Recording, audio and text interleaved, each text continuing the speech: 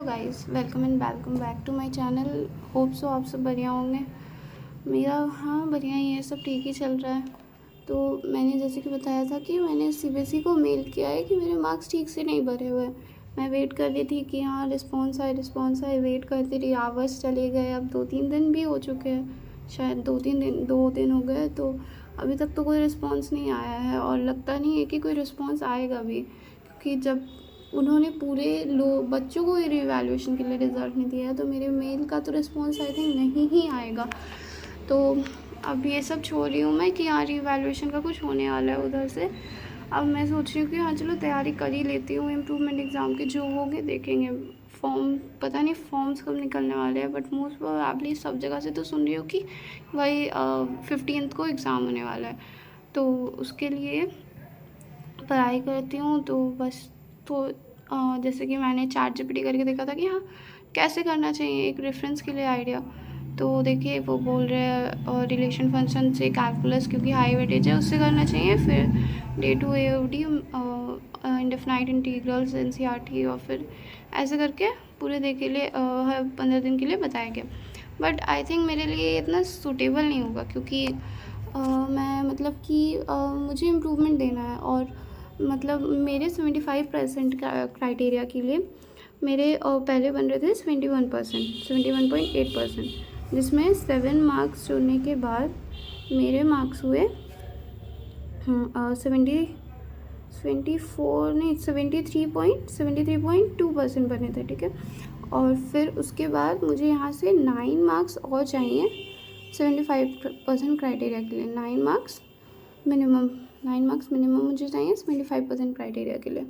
तो वही मैं उसके लिए सोच रही हूँ कि ये जेई का जो मेरा नोट्स है उसी से इंटीग्रेशन रिवाइज़ कर लूँगी, क्योंकि मतलब 12th का सबसे हार्ड चैप्टर तो वही है, उसी को अच्छे से रिवाइज़ करूँगी कि 5 मार्क्स के क्वेश्चंस वहाँ से हो जाए। एमसीक्यू में रिलेशन फंक्शन डिटर्मिनेंट्स आएंगे, तो अच्छे से प्लानिंग करके स्ट्रक्चर हुए तरीके से डिटर्मिनेंट्स के वो 5 मार्क्स के क्वेश्चन तो तय होते हैं, जो लास्ट में आते हैं फाइंड एक्स वाई जेड, वो वाले क्वेश्चन करना है। और इंटीग्रेशन एमसीक्यू सही करना है, क्योंकि वो ऑल मुझको 9 मार्क्स बनाने हैं, ठीक है। तो मैथ्स में वो तो हो जाएगा अभी से 15 दिन, मतलब मैं अभी से आज से डेट हो गई 25 6 15th को मोस्ट प्रोबेबली होगा। तो मैं आज से जैसे कि मैं आप टारगेट डालती हूँ अपने जेई के मोस्टली, तो उसमें मैं 1 से 2 घंटा अब ये इम्प्रूवमेंट के भी डालूँगी। और हाँ वो डेली अपडेट्स मैं नहीं दे पाती हूँ, पोस्ट कर देती हूँ, क्योंकि आपको तो पता है मतलब घर से छुप के करती हूँ। ऐसा नहीं है कि घर में कोई पाबंदी है, बट थोड़ा अजीब लगता है कि नया नया बात है, ठीक। तो बस इसलिए अभी घर में किसी को बताया नहीं है, बस मेरी छोटी बहन को पता है, वो थोड़ा सपोर्ट करने वाली है। अभी उसके टेस्ट चल रहे हैं, तो उसके बाद वो एडिटिंग में हेल्प करने वाली है। तो यहीं पे इसका तैयारी करने वाली हूँ, और जेई का भी इसी के साथ साथ, ठीक है। तो फिर यही सब बातें थी। और हाँ कल की बात करें तो जब मैंने टारगेट दिया था उसमें था मेरा फिज़िक्स का एनएलएम।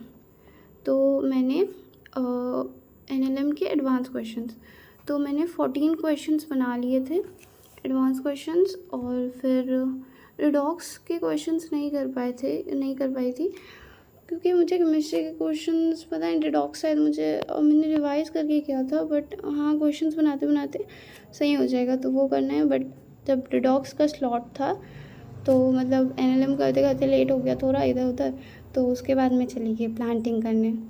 मतलब भैया ने नए नए सीड्स लाए थे, तो बस उन्हीं की हेल्प करते करते प्लांटिंग कर दी, क्योंकि मेरा हमेशा से मन था कि थोड़े प्लांट्स उगाए थे, नेचुरल ऑर्गेनिक अच्छा लगता है। और फिर ठीक है उसमें हो गया। फिर ऑर्गेनिक थोड़ा सा पढ़ा, और मैथ्स में क्वाड्रेटिक इक्वेशन के लेक्चर 3 कंप्लीट किया। हाँ लेक्चर 3 प्लस उसका क्लास नोट्स रिवाइज़ कर लिया। तो ये कल के हो गए। और आज के पोस्ट भी नहीं डाल पाई थी, वो थोड़ा भूल गई थी। अब कल से हमेशा डालूँगी। अभी तक तो मैंने वही मैथ्स के थोड़ी पढ़ाई की है, अभी फिज़िक्स पढ़ने वाली हूँ, एनएलएम के क्वेश्चंस। कल से इम्प्रूवमेंट की भी थोड़ी मोड़ी तैयारी होगी, तो ठीक है।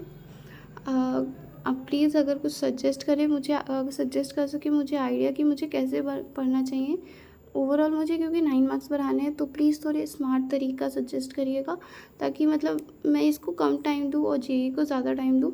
उसमें ज़्यादा टाइम देके उससे पढ़ सकूँ, इससे भी पढ़ूँगी, और दोनों से तो वैसे सेम ही सिलेबस है, तो फ़ायदा ही होने वाला है। ऐसा नहीं है कि कोई टाइम वेस्ट हो गया या फिर डॉट डॉट डॉट, होगा दोनों से ही फ़ायदा ही। बट मैं इसको ज़्यादा टाइम देने वाली हूँ, क्योंकि सीबीएसई का पढ़ाई थोड़ा अलग है, उसमें क्वेश्चंस कुछ पैटर्न से आते हैं, तो उसमें कुछ करने वाली हूँ। अगर आपके पास कुछ आइडियाज़ होगा तो प्लीज़ मुझे कमेंट्स में सजेस्ट करिएगा, और प्लीज़ मेरे साथ ट्यून रहिएगा, क्योंकि मैं रोज़ वीडियो डालूँगी, अपने टारगेट शेयर करूँगी, ताकि आप भी कंसिस्टेंट रह सकें। थैंक यू, और हैव अ नाइस डे। मतलब दिन तो ख़त्म हो गया, पर तब भी हैव अ नाइस नाइट तब। Good night.